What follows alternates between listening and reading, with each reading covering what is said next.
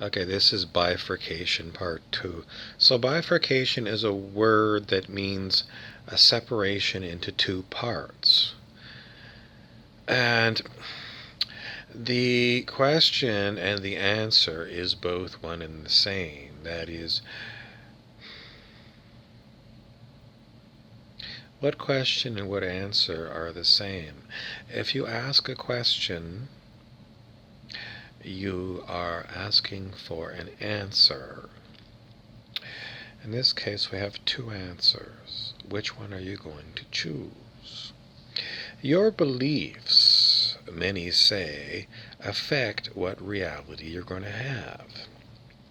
So if you choose one answer over another, because many people say, well, science says this is the case, then that is what you will experience.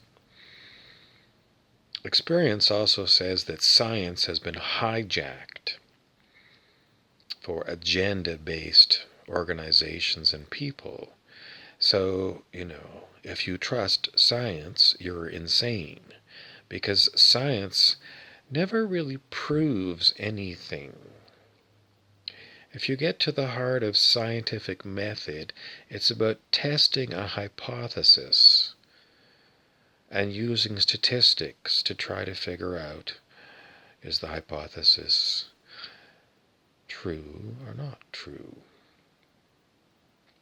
But science never says this is true. Science textbooks often say this is what science says. And that's why we take the shortcut to say science says this and science says that. But it never really says that. Which really gets to the heart of the matter. We don't know truth. A lot of pharmaceutical medications we take because the doctor prescribes them, because they're available, and when he looks in his physician's desk reference book, a great big thick book, under what your symptoms are, he looks down the list to see what are authorized treatments. But are those treatments really doing anything for you? Or is it placebo effect? Placebo effects are known to be very strong. And, when you're looking for clinical studies, the New England Journal of Medicine, former editors of that magazine say that all kinds of corruption goes on to get those reports into that preeminent magazine. I guess it's a magazine, but it's basically a journal, and was always highly respected. We were told that was to be respected, but they say that no, there's plenty of fraud that goes on. So time and again, we keep coming back to science. What can we rely on from science? Well, the engineering that goes from good science. So, aircraft, we see them fly. That's the engineering based upon the science of flight. It's pretty easy to say, well, I see the plane flying, and this is the science and technology behind it. It seems to make sense. I would say that science that's been developed into the flight technologies is good science.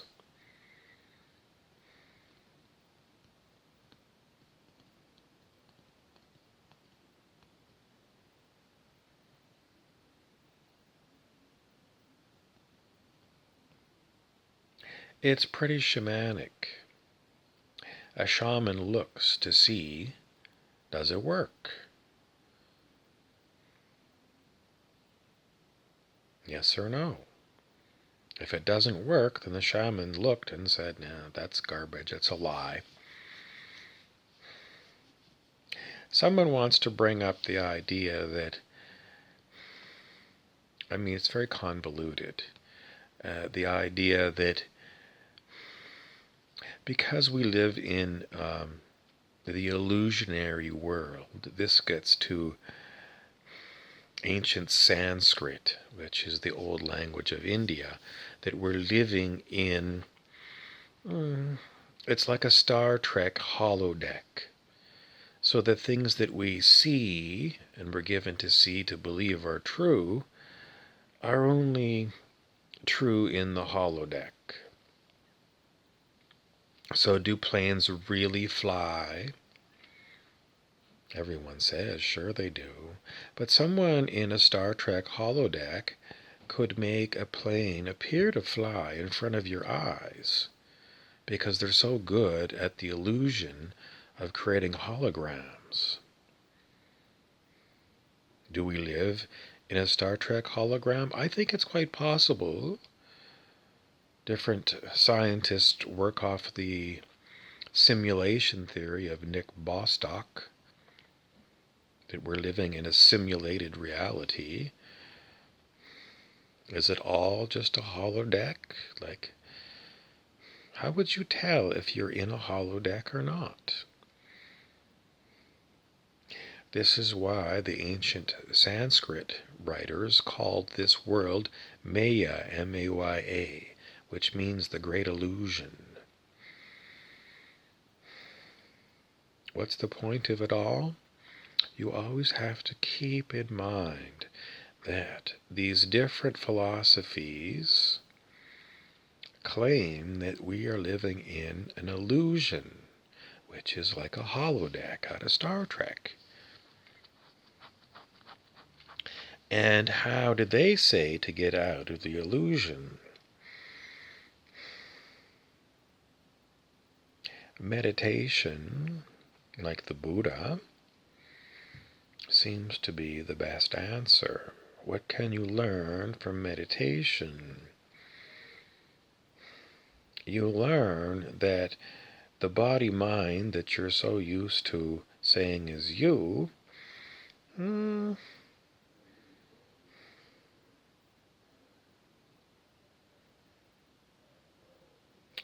might not be you at all. We're so used to saying, well, the brain creates the thoughts and runs the body and runs the mind, because that's what we're conditioned to believe in. But what if it's not true?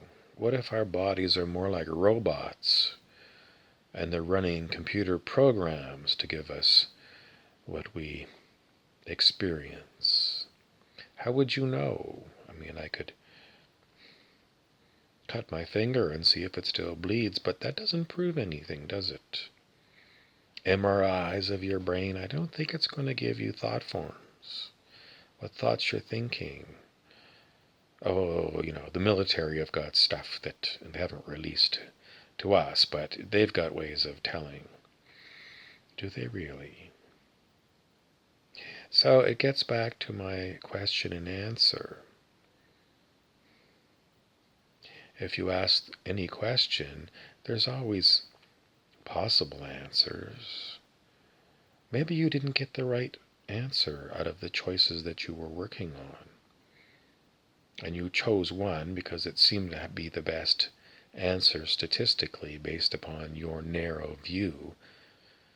But maybe it's not correct because you're living in a hologram and your body's a hologram. What are you then? The silent witness of everything that goes on.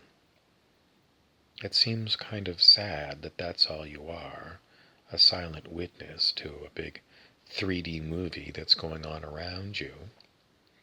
Is that all I am? Just witnessing everything that's going on? What's creating all this stuff that I'm experiencing?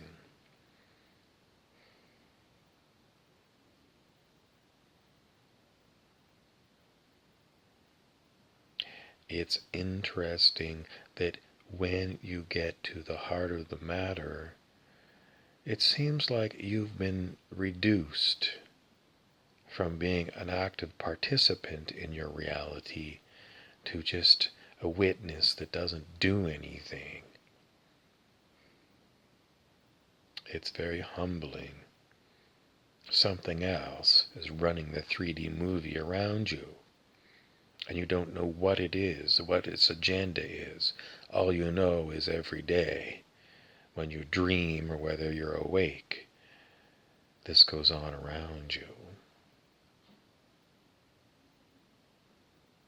When do you get out of your holographic simulated reality? And outside of the simulation, are you more than just a silent witness of everything?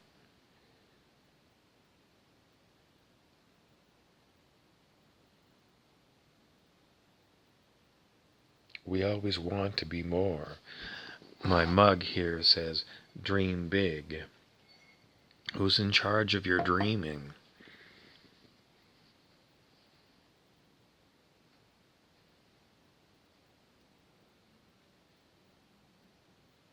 It's not easy to say.